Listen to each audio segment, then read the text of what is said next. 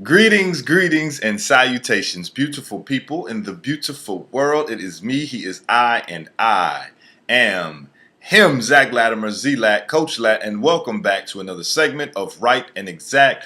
Shots out to a new nation and a shout out to you. You could be doing anything in the world right now, but you are here with me, and I do appreciate that. Today, what I want to talk about and build on, again, man, we kind of vibing this on enlightenment transformation, is mate selection, man, and just, the magic of mating. And mates just mean match, right? When you find a mate, you find your match. Well, the first thing that I get to thinking about when you find a mate is just that whole game that you used to play when you was a shorty, or maybe you have played with nieces and nephews or your children, is the card game that you have all of these things on there. You might have fruit, you might have animals, you might have anything on the cards, and you flip them all over. So when you flip one card over, you might have a lion on it, and then you flip another one over, and it might have a grapefruit on it or something. So those two don't match. So you flip them back over. So you keep trying to find it to find the match of the cards so you can start to win the game. Well, the whole idea now of this game is to now have or be a person of history and be a person of memory and of scholarship a little bit, right?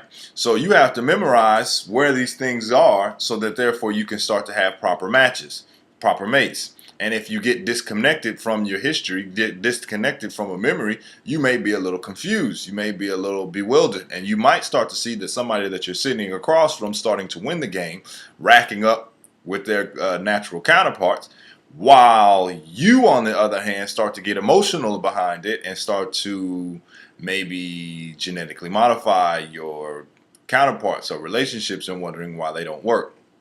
What do I mean by that? Well, a lot of times people get into relationships and they feel like they can build or mold and shape the other person into what they feel like they should be, coming from their view or coming from their eyes, because they don't want to make a change themselves. So what ends up happening is they might meet somebody and you get frozen in time because this person is so pretty, and you get frozen off of the way they move and the way they walk, and you just like, I want this person to be like this. So what do you start to do? Well, let me just start to dress them up or doll them up into the way I am. It's kind of like making a snowman, right?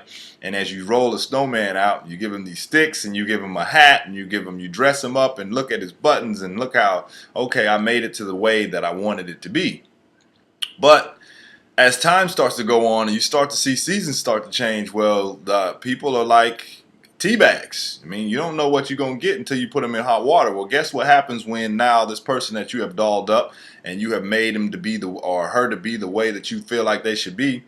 Well, that sun's going to come out and you're about to see what you really got. And if this person is a loser, guess what's going to start to ooze from their veins, ooze from their pores?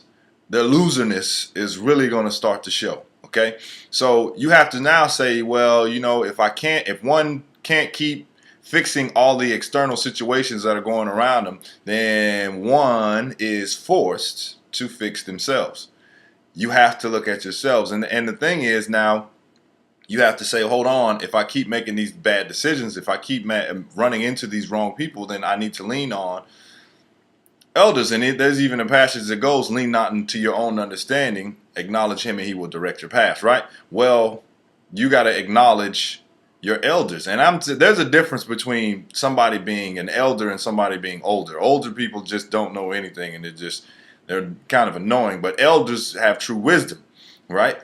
But it's hard because it's hard to lean on that wisdom, because even in it came out of the imprisonment of Obatala, where it said that your desires will be stronger than your counsel. So even when he went and got counsel on what he wanted to do, he said, you're still going to do what you want to do because your desires are going to be stronger than what you're getting as your counsel from your elder or your Babalawo or Iyanifa or so on and so forth. So when you start to look at it, you start to lean on and say, hold on. Even when I used to speak with my dad, he would always say that, if he was ever dating somebody or brought somebody, the first thing that they would ask was, who is their people?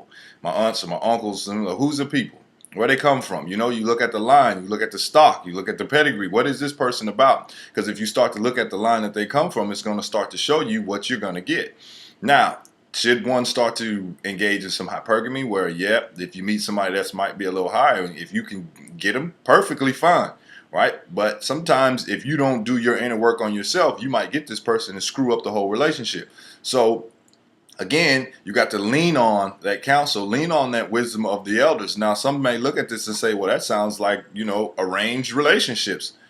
Yeah, because a lot of times if you look at it like this, I don't know how old you are, but let's just go back 10 years from whatever you're at right now and say, what did I not know then that I know now? And then you start looking and say, man, I didn't know anything at that. I thought I knew everything, but then the world has changed. And the more that I start to know, the less that I feel I know, right? So if you start to lean on the scholarship and the understanding and the wisdom of your elders, then they have a different trajectory, or they have a different vantage point than you have. They see things a whole lot differently than you see. So when you start to lean on that, then you start to say, hold up, man, I don't need to make the same mistakes over and over. Let me just lean on somebody else. But we live in a society that tells you, no, just go do your own thing and you'll figure it out.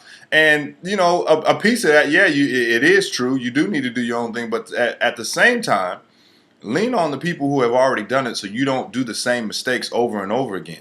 You're going to make mistakes, but make new mistakes. That's what life is all about, not repeating the same mistakes over and over again. And for that, you have to remember your history, your culture, and really start to build from there. So I will that you got something out of this. I will that you have a wonderful day, and I will see you next time right here on Right and Exact. Like, comment, subscribe, share all that good stuff, and I'll catch you next time. Peace.